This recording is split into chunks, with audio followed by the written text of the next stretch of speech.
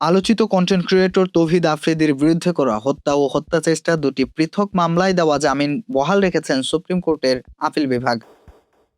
সোমবার আপিল বিভাগের জ্যেষ্ঠ বিচারপতি আশফাকুল ইসলামের নেতৃত্বাধীন ৪ সদস্যের বেঞ্চ এ আদেশ দেন। এর আগে হাইকোর্ট সংশ্লিষ্ট দুইটি মামলায় তাকে জামিন প্রদান করেছিলেন।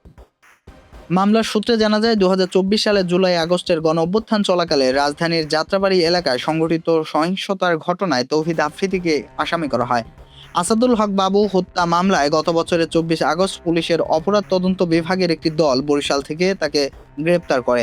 এরও আগে ১৭ আগস্ট রাজধানীর গুলশান এলাকা থেকে তার বাবা নাসির উদ্দিন সাথীকে গ্রেপ্তার করা হয়।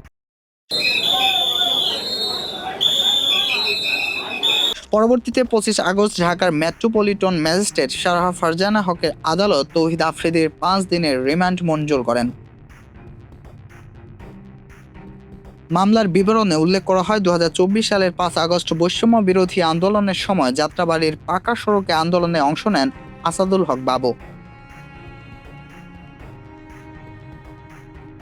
দুপুর ২:৩০টার দিকে আসামিদের ছোড়া গুলিতে তিনি গুরুতর আহত হন। গুলি তার বুকের ডান পাশে বিদ্ধ হয়। পরে তাকে হাসপাতালে নেওয়া হলে কর্তব্যরত চিকিৎসক মৃত ঘোষণা করেন। এ ঘটনায় একই বছরের ৩০ আগস্ট নিহতের বাবা জয়নাল আবেদিন যাত্রাবাড়ি থানায় হত্যা মামলা দায়ের করেন। মামলায় সাবেক প্রধানমন্ত্রী শেখ হাসিনা সহ মোট ২৫ জনকে আসামি করা হয়। এজাহার অনুযায়ী নাসির উদ্দিন সাথী ২২ নম্বর এবং তার ছেলে তৌহিদ আফ্রিদি ১১ নম্বর আসামি হিসেবে অন্তর্ভুক্ত রয়েছেন।